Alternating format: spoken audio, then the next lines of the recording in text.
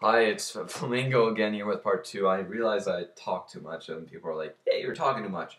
Anyway, the first review I did was the first two albums I bought. Just review Vampire Weekend's new album and Madness, um, made in England.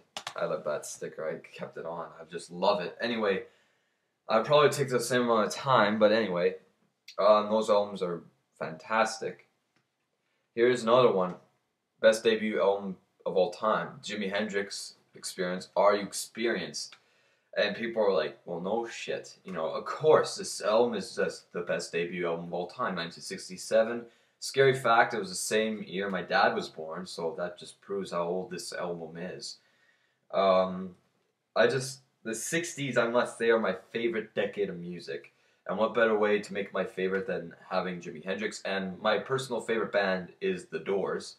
The Doors are, to me, but that's not what I'm talking about. But anyway, yes, if you don't know The Doors, check them out. Or, yeah, just check them out. And this too. Yeah. All these things I'm doing is check them out. But Jimi Hendrix was just, when people first heard this, they were electrified. It's just that kind of album. Right from the tick of Purple Haze to Red House. It's just a blowing your mind kind of feeling. It's a whole new feeling. Like, Jimi Hendrix just blows the whole rock and roll category through the roof. His guitar playing is impeccable. It's unfortunate that he did get in drugs. It's unfortunate because the drugs, I think, almost made him think of the songs to write and was a pushing force. But he died, of course, way too young. He was only 27, and same with Jim Morrison from The Doors. They're so young that they could have had one of those careers that is vast, where it seems like it will never end. But now it's their legacy that will never end, really. That's how the music keeps on going.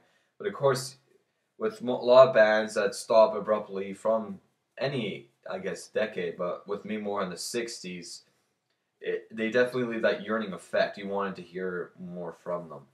Jimi Hendrix also had a lot of great backing musicians, Mitch Mitchell and Noel Redding. And oh my goodness, those when you listen to the close detail of like percussion and the bass, you'll see what they were as well a very impeccable part that it had to be them. It couldn't be anyone else.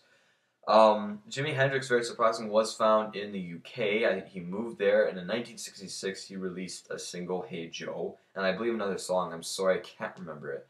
But he was produced by Chaz Chandler, who was, I believe he was the guitar player for The Animals. I know he was with The Animals. And this was around the time where The Animals were splitting up and it was going to become Eric Burdon and The Animals, where pretty much only Eric Burdon was part of the original group. And so Chaz Chandler went to producing, and he produced Jimi Hendrix. And he produced one of the greatest debut albums of all time. There's so many tracks. That is one reason why I like this album. It has 17 tracks. For an album, that is pretty damn long. Because this is definitely one album that, this is one of the most satisfactory albums ever. And it's very, very long, which is really good, because one thing I don't like about certain albums, even albums I really like, is because they are too short. And so that, I guess, leaves, maybe that is why Vampire Weekend is only like 36 minutes long. That's maybe why it leaves you yearning for more from just 10 tracks. This has 17, and it's, of course, clear over an hour. And it's just pure fantastic. Again, I'm saying that word. Woohoo. Okay, I'll try a different word. Awesome. There we go. Jimmy, or psychedelic. Even though this is, it's quite psychedelic, I guess, but not as much as some other bands I've heard. But definitely in that hippie era, which I really enjoy and stuff. And one song that I just love on this album is The Wind Cries Mary. I actually kind of like Jimi Hendrix's soul stuff better in it almost. I do, of course, I love the really fast tempo stuff, but it seems like the soul, it's the greatest music, his slow, like Hey Joe and The Wind Cries Mary and Are You Experienced and Third Stone from the Sun. it's just, those are great songs to listen to. If you and I tend to really think more when I'm listening to those songs. Like I'm thinking more about my life and stuff. And our experience is definitely an experience. Not to use a cheesy pun, but it's just really fantastic. Um, and Jimi, of course, if anyone wants to learn the guitar, they have to learn from Jimi. Um, he's just he is the greatest guitar player of all time, and he just changed rock forever. And that's my review on that album. Now it's my last album. People are like, thank goodness.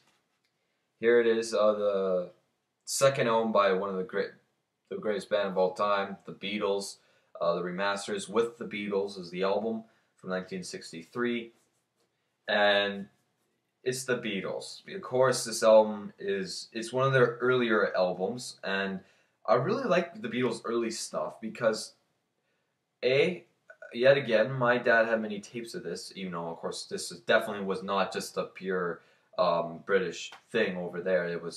It's the Beatles. But my dad had a lot of early Beatle tapes, and I used to listen to them a lot as a kid. So that's how I learned what love was. I learned love from the Beatles. I must say, I did. The songs "I Want to Hold Your Hand," "You Want to Know a Secret," "I Saw Her Standing There," all those simple lovey-dovey loves that I had when I was a little kid. I always had the Beatles in mind, and even today, every time I listen to the Beatles, I think about a girl I love. This album has the songs "It Won't Be Long," "All I've Got to Do," "All My Loving," "Don't Bother Me," the first George Harrison debut of writing, "Till There Was You," "Little Child," "Please Mr. Postman," "Roll Over Beethoven," "Hold Me Tight," my personal favorite from the album, "You Really Got a Hold on Me," "I Want to Be Your Man," "Devil in Her Heart," "Not a Second Time," and "Money, That's What I Want." It's a great predecessor from, sorry, I think that's the word, I don't know, sorry. But it's a great album after Please Please Me. Please Please Me is, I actually must say, one of my favorite albums. And this is how I do the Beatles, because it's impossible to do from the early to the late. So 1962 to 1966 is their early years. And my favorite album from that time is Please Please Me. And from 67 to 7, my favorite album that time is the White Album. But with the Beatles, this is just a perfect thing for being in between Please Please Me and A Hard Day's Night, their next album from 64. This is just a great in-between album. And this is just, I think this album was just preparing the world that, this is the Beatles. Soon this band will definitely be bigger than Elvis. This band people will be talking about this band for years to come. I think this is technically one of the albums that really spoke this into the minds, and Hard Day's Night would prove this fact. Hard Day's Night is just a perfect album. And Please Please Me was just, it's a Please Please Me. For me, it's just, that album as well is just a great album. And, I love the lovey-dovey stuff, the early stuff by Lennon and McCartney. I love that, just the simple joys of love, which new music does not portray much. This is just simply just a boy and a girl just fall in love with each other. And, of course, they're very naive in their lyrics, the boy and the girl, about love. But, sometimes love does not have to be taken so seriously. If love is love. And so with the Beatles, of course, it's the Beatles, so tune into that. And now I'm finally done my review. I know some people are like, oh, thank God. But yeah, I just wanted to share some of these albums because I feel like my latest rush of buying albums and music have just been fantastic, and they've been keeping me very much alive. So, yeah, please comment on what you think of these albums and what you thought of the reviews.